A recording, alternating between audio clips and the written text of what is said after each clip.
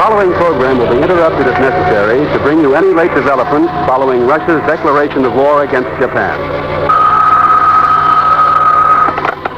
Dr. Christian's office. From Hollywood. And it's the Vaseline Program, the only program in radio where the audience writes the show. Tonight, the spotlight picks out Los Angeles, and the prize goes to Paul Raffel, 2135 Montana Street, Los Angeles, California, for his play, Christmas Deferred, starring Jean Hersholt as Dr. Christian with Rosemary DeCamp as Judy Price.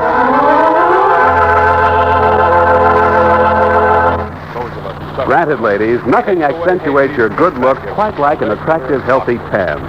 But don't forget, the same summer sun, the same hot, drying wind that tans skin so beautifully may also spoil the appearance of your hair. Yes, hot sun, wind, and water increase the danger of dry scalp by stealing away natural scalp oils, leaving your hair dry, stiff, lusterless. But just use Vaseline hair tonic and you'll check dry scalp quickly and easily. Make this simple summer beauty treatment a regular habit. Before every shampoo, massage your scalp vigorously with Vaseline hair tonic. Then steam your hair for several minutes by wrapping a hot towel around it. After the shampoo, for added protection from the sun's rays, smooth on a few drops of Vaseline hair tonic as you would a Brilliantine. Why not try this simple glamour treatment for your hair this evening? Then afterward, see how obediently hair follows every movement of your comb. See how smooth and soft and shining it becomes. How full of flattering highlights. Try Vaseline hair tonic. Get a bottle tonight.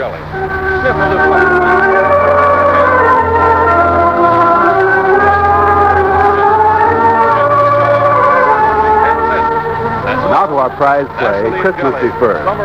And it begins on a sunny summer afternoon in Dr. Christian's hometown of River's End. Judy Price, his pretty young secretary nurse, picks up the phone in his office and calls Matt Redding, editor of the local newspaper. Hello, is that you, Mr. Redding? Yes.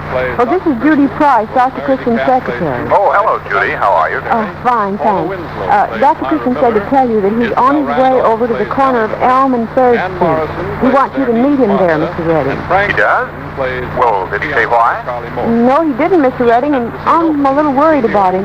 Worried? Yes. You know, he usually tells me everything he does, but he was rather mysterious about this. He was, eh? Well, maybe it's something serious. I'll get right on over there, Judy. Thanks.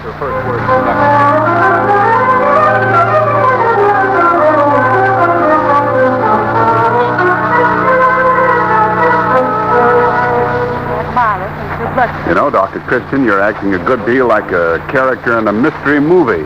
What? Oh, am I? Here you've dragged me away from my office in one of my busiest days, evidently just to wander aimlessly down Elm Street with you. Not aimlessly, Matt. I have a definite destination in mind. Oh, you have? Well, do you feel at all like confiding in me what it is? You know, I don't think at my age I can climb over a 5-foot wall by myself. You'll have to boost me up. Look, Dr. Christian, fun's fun and all that, but just what are you up to? Well, Matt, you're going down this street till we come to the rear of the Ward residence. As you know, there's a wall around the back garden with... You mean Ruth Ward's house? Yes, Matt. You're going to break into Ruth Ward's house? Well, into her garden. You're not after Mrs. Ward Sr.'s prize gladiola bulbs by any chance? No. Dr. Christian, I don't think I could be a party to anything involving Ruth, even if it were just a joke. Oh, this isn't just a joke. You know how she feels about the people in this town. Yes? How does she feel about you, Matt? Well, as you know, I used to think I had a chance with Ruth before she married Glenn Ward. And then after his death, I thought perhaps... Well, I guess she classes me along with the rest of the town. Yes, she and her mother-in-law seems to hold townspeople directly responsible for Glenn Ward's death, even to the point of refusing to have anything to do with any of us. Oh, here we are, the ward. You're not serious about this business, are you, Dr. Christian? After all, someone's bound to see us, and... Oh, there's no one on the street except us. But you don't know who may be that house across the street there. I'm sure I saw the curtain twitch at that top floor window a minute ago. Oh, Yes, that's policy Aki Peabody. It was Aki who told me the best time to do this. Well, Matt, will you give me a hand up? Look, Come now, Matt. How old are you? 36? Well, at 36, the spirit of adventure can't be entirely dead in a man. And I'm going to regret this. You've got me so doggone curious. Okay, here we go.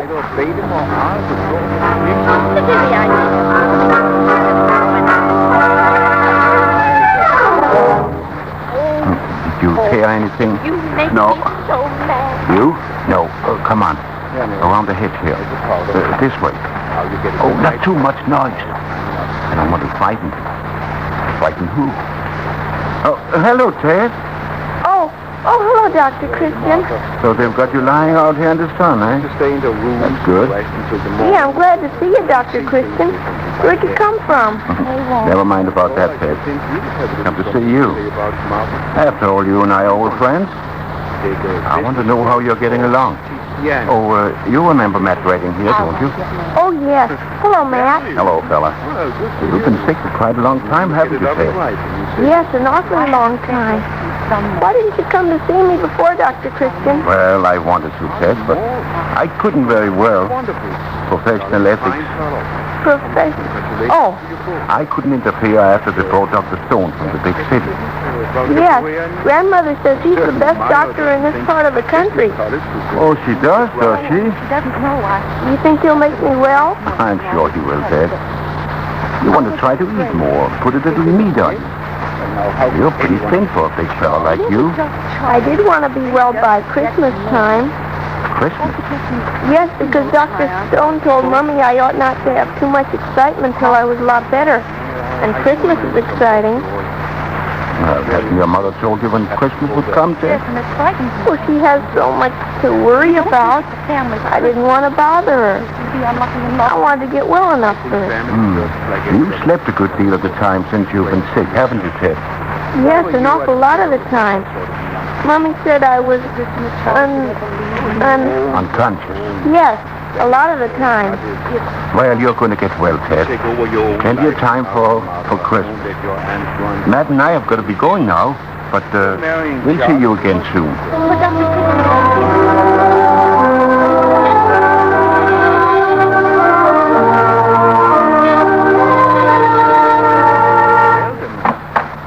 Matt Redding, I want to talk to you. Oh, come in, Ruth. I've been expecting you. You have?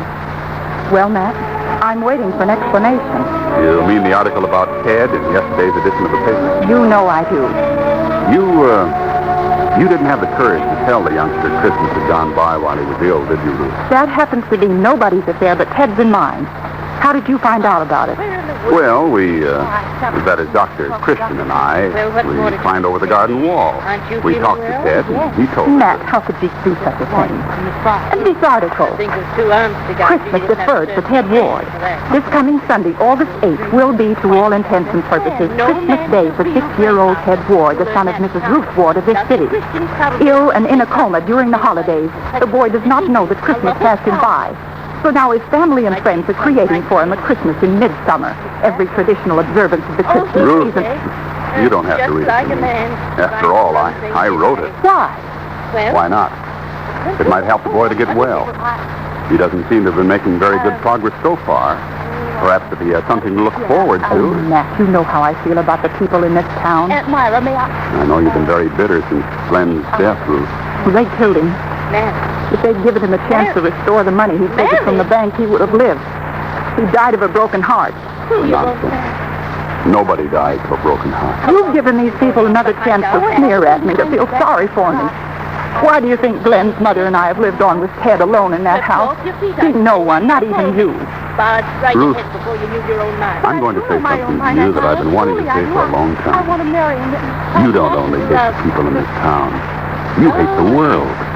You've allowed what's happened to you to make you small and bitter. That boy of yours has been growing up in an atmosphere of hatred and bitterness. No wonder he doesn't get well. What's he got to get well for? I wrote that article hoping it might jog you off that narrow path you walk. I wanted That's quite enough. Now at least I know what you think about me. I don't ever want to see you again. Oh, but we... I was going to be married in June. Now I have fixed things.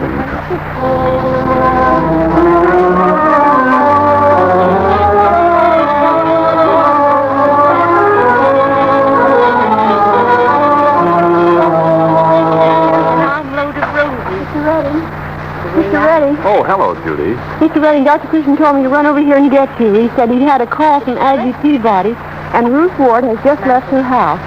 If you hurry, you can catch her walking down Laurel Street. It's no good, Judy. Ruth told me. But Dr. Christian said he didn't care what she told you. He said you were to go over to Laurel Street and catch up with her.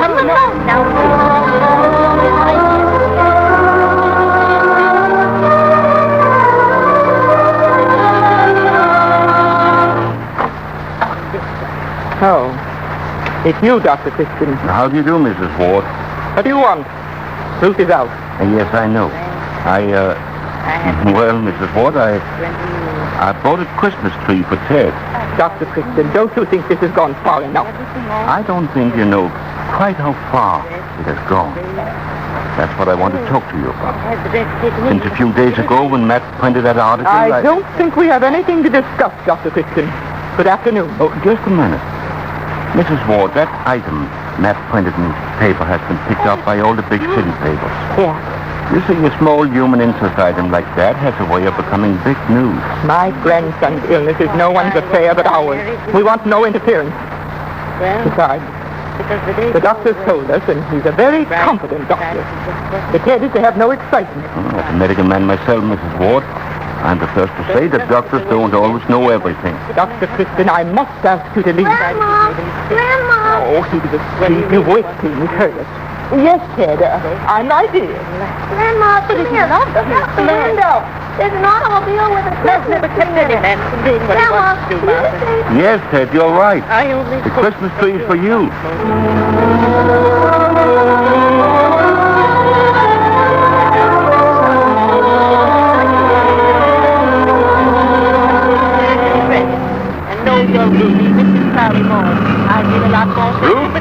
Ruth, can I give you a lift? No, thank you. I'm going your way. Thank you. I prefer to walk. Okay. Wear a white dress and a veil. Of course you will wear them. Well, now, there's enough to be done. I think you're right. 26, Martha. It's a fine day for a walk. Just leave the car there. Matt, and if you don't mind. Don't say it, Ruth. And why not?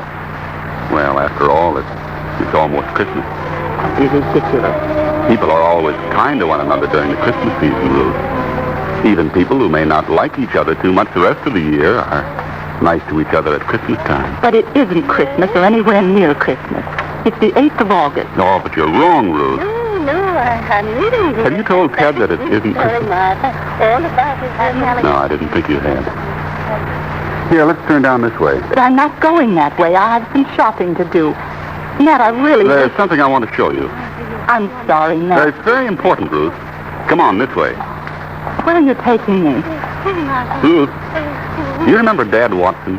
He used to have his carpenter shop down this way. What? Well, yes.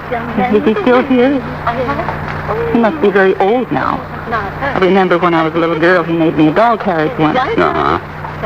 Well, you know, Dad closed the shop some time ago. Right after he got the wire, his son had been killed in the South Pacific fighting. Oh, I didn't know that. I'm sorry. Yeah. Dad hasn't taken a lot of interest in things since then. This is a shop right ahead of us here. Remember? There's someone in it. Yeah, it sounds like it, doesn't it? Come on, over here. We can see him through the window. It's Dad Watson, Matt. I thought you said... He's been working in the shop again lately. Seems he's making a toy train, all carved out of wood. You see? Nice, isn't it? Why, it's beautiful. Matt, do you need it? Yeah. It's for Ted's Christmas.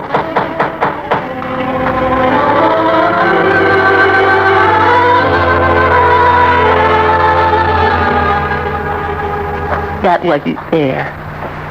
You knew what he was doing. Sure I did. It's given Dad a new interest. If you let him come and see Ted once in a while, I think it'd be very nice, don't you? Ruth, let's stop here for a minute. Why? Well, because from here we can see across that backyard into Mrs. Heflin's kitchen. Why should I want to see into Mrs. Heflin's kitchen? Go ahead and look. What do you see? Nothing much.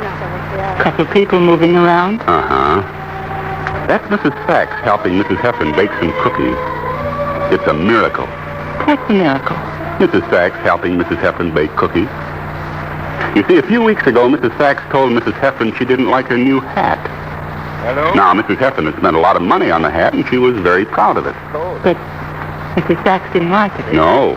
And when she told Mrs. Heflin she didn't like it, Mrs. Heflin became very annoyed. And one thing led to another, and Mrs. Sachs and Mrs. Heflin became bitter enemies. But now Mrs. Sachs is helping Mrs. Heflin bake cookies? Uh-huh. What are you crying about? Christmas cookies. Oh. Yeah.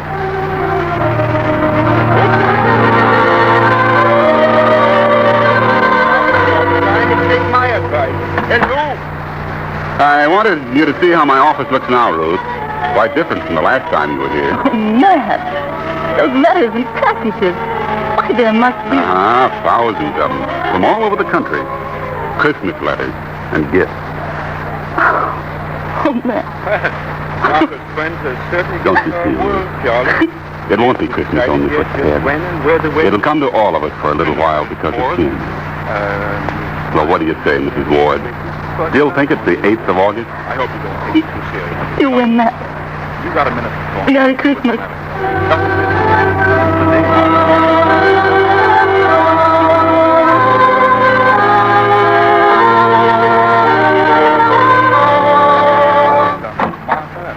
Matt. Oh, Matt. He's going to marry me, this Galway. Houston. Oh, it's all right, Dr. Christian.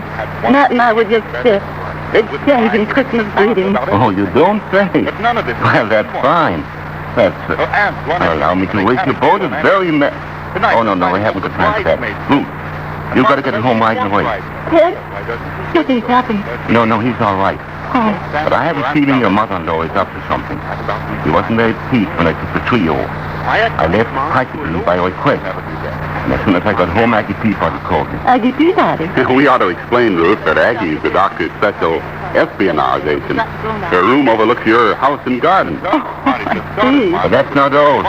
He also shares your party line. Oh? And it seems she just happened to be listening in when she heard your mother-in-law calling the hospital for an ambulance. An ambulance? But why? I think she's planning to get Ted away from what she calls the excitement of Christmas. But I have to do. She's rather strong. Come on, you can tell me the rest on the way. Matt, come on, let's hurry. Hang on.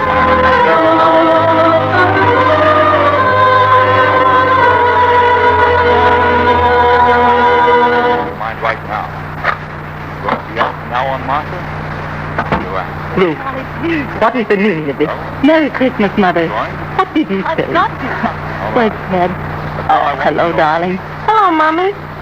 So you have them all bundled up, ready to go. How are you, darling? Oh, I'm fine. Gee, it's exciting, isn't it? Ruth, we've got to get Ted away from all this. It's bad for him. Look at him, Mother. Huh? I said look at him. Something isn't His done. color in his face, his eyes are sparkling. He is good. He looks better than he's looked in... Do you think the excitement's bad for him, Dr. Christian? I think it's just what he needs. Isn't that what you think, Ted? Yes, Mommy, yes. I didn't want to tell you, but I was getting so tired of nothing ever happening around here. Of course you were. And let me tell your sister, darling. So is your mother. Have you taken complete leave of your senses? No, Mother. I'm just happy because it's Christmas. I certainly don't think I'd be asking everyone in for our Christmas Eve party if it weren't the 24th of December, do you? No, you can't be thinking. That's exactly what I'm thinking of.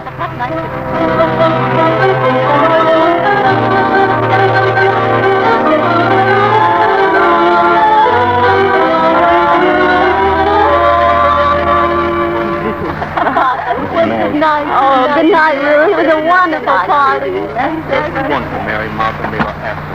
Do we have to turn out the lights on the Christmas thing now, Dr. Christian? No, not if you don't want them out, Ted. I think we ought to let them burn till the dawn of Christmas Eve. Don't you think we should, Mrs. Ward? Mrs. Ward, I said. I said yes. Yes. Yes, sir. I guess it's customary on Christmas Eve. Could I have Grandma, you got it straight at last that it's Christmas. Yes, dear. I guess I finally got it straight about Christmas. Let's call Mommy and tell her. No, Ted. Your mother's saying goodnight to Matt. I think that's going to take quite a while. Oh, yes, I guess that's going to take quite a while. Well, I'll go fix your warm milk, Ted. You'll need something to put you to sleep tonight, young man. Yes, Mrs. Ward. Carry home. Merry Christmas. Make home. And please accept the food old woman said. Why, thank you, Mrs. Ward. And a Merry Christmas to you. Well, Ted, this has been quite a day. Uh-huh. I bet it's the best Christmas Eve anybody ever had on the 8th of August. Yes, it certainly... Why, you young rascal, you. Oh, gee, Dr. Christian, you didn't think I was that dumb. Well, you know what I think. I think you are a thoroughgoing young scoundrel. He ran away from her. You mean that all along you... Oh, no, not at first. And then when I found out, I kind of thought Mommy and Grandma needed Christmas more than I did. I see. Yes, Beth. I think you've got something there. I think maybe there are times when we all need Christmas.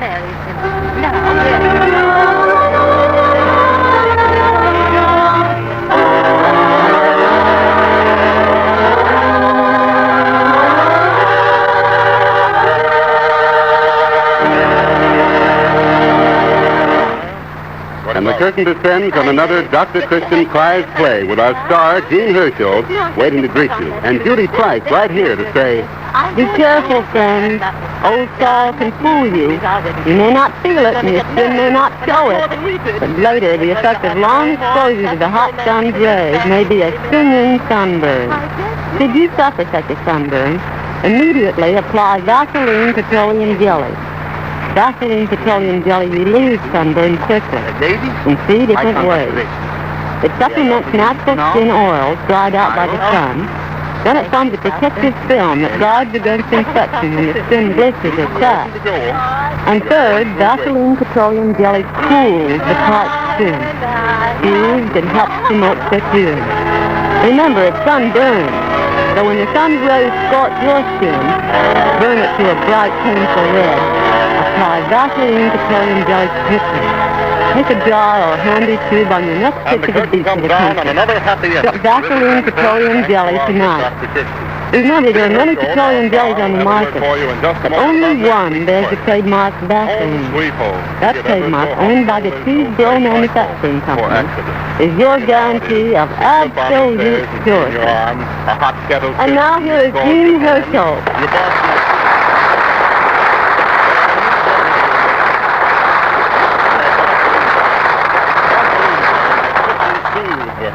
Thank you very much.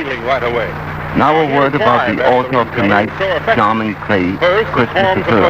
He's Paul F. Raphael of Los Angeles, California. And his career includes writing for the magazine, writing and directing radio programs, a term in the infantry, and a term working for the OWI, writing shortwave radio programs.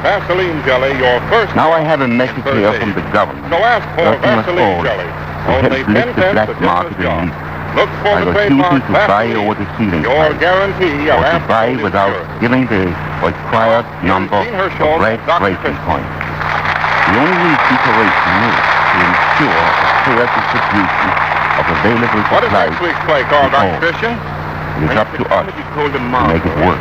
All about the woman in River Sands. Next week our prize play is called Canine Justice by Jack B. Plumley of Drexel Hill, Pennsylvania. So we invite you all to listen next Wednesday evening to the Vaseline Program, same time and same station. And until then I'll say good night.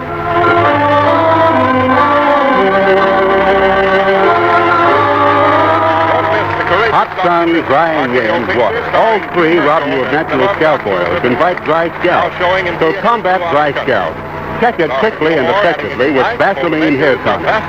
Vaseline Hair Tonic grooms hair, loosens dandruff, relieves itchy scalp. Use Vaseline Hair Tonic daily and before shampooing. Get Vaseline Hair Tonic tonight.